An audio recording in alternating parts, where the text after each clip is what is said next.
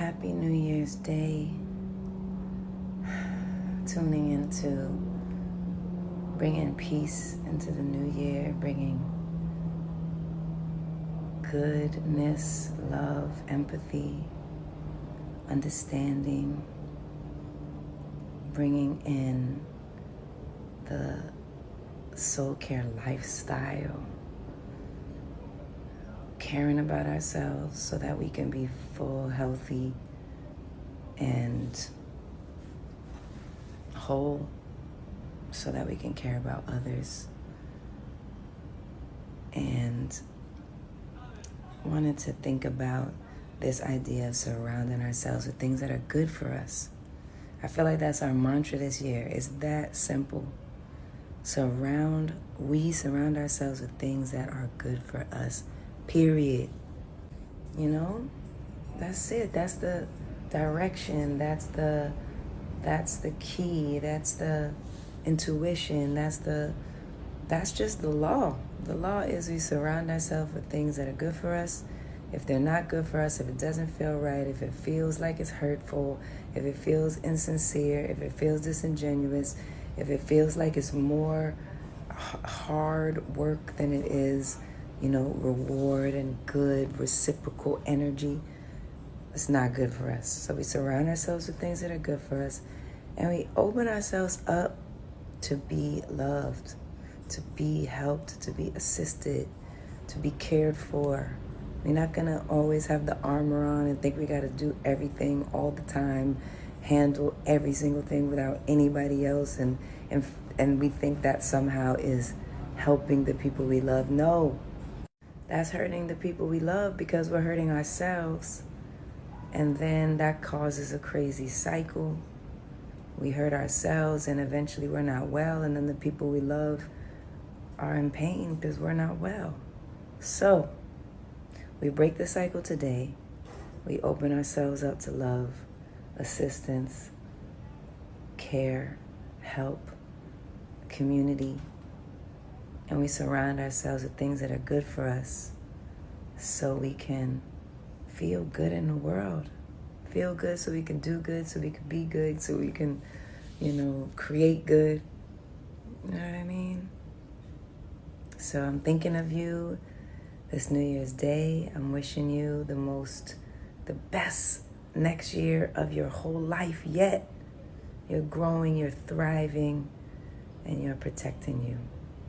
Big love. Finally, home. Getting to read. This is one of my favorite writers ever. Isabel Allende, I love you. In this beautiful book, there's a quote that stood out to me, and it says, "Pain is unavoidable, but suffering is optional." I've just been thinking a lot about evolution and growth, and just how incredible it is at how much we can grow. How fast, how slow, how much time it takes sometimes to grow. I was thinking about this because I was getting everything together for the Keys to the Summer Tour, which is coming together so amazing. And I was thinking about how there was a time when I wouldn't even think about stepping off of the piano. Like I would never even think about not just performing on the piano and doing my thing there. And in a way, I adopted kind of my own feelings that people would want to only see me in that way.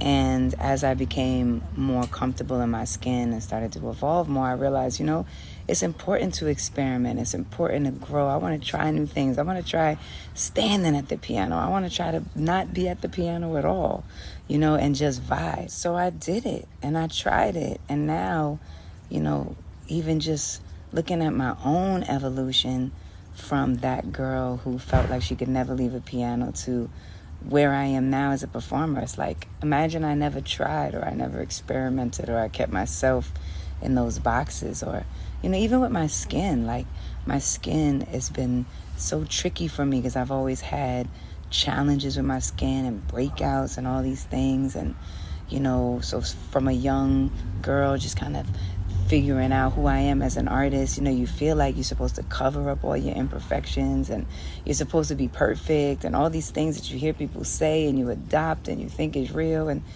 you know, finally coming to the place where I realized that through my evolution, the most important thing is like how you feel.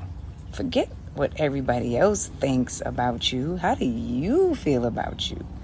You know what I mean? So it's just so ill because the evolution of you is all about letting go of the things that don't like really work for you and figuring that out for yourself and finding out what makes you feel good.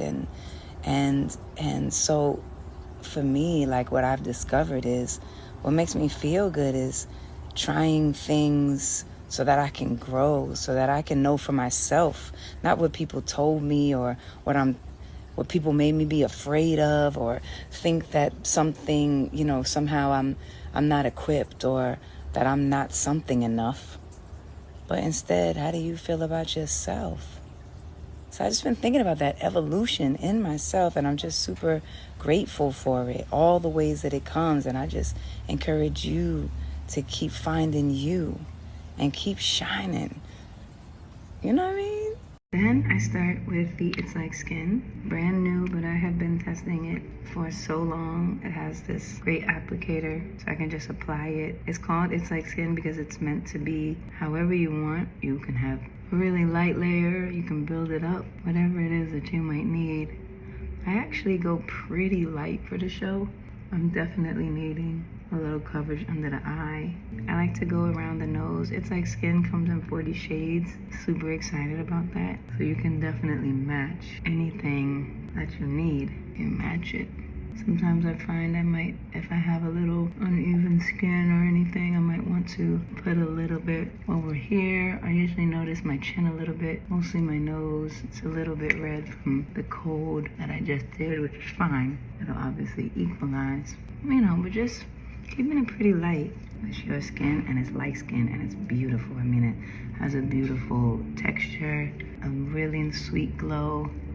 You know, it just feels like very skin-like, you know. See how that just accentuates what you already got going on with you. Everybody has a skin story, you know, like some way that you feel about your skin, some way that you've grown through your skin. I have so many. I feel like we all have so many. But one of my favorite memories of my skin stories is the first time that I remember being maybe like 4 years old, walking down the New York streets with my mama.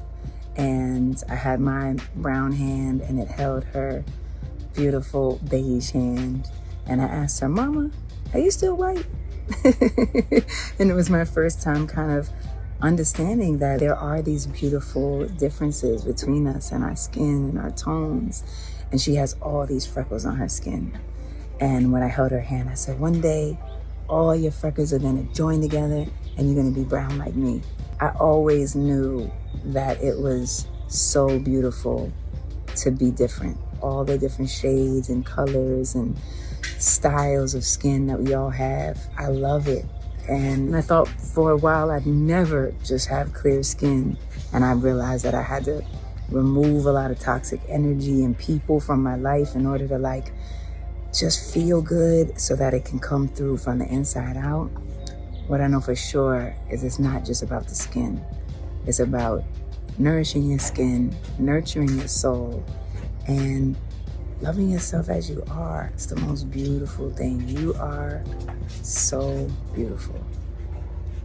What's your skin story?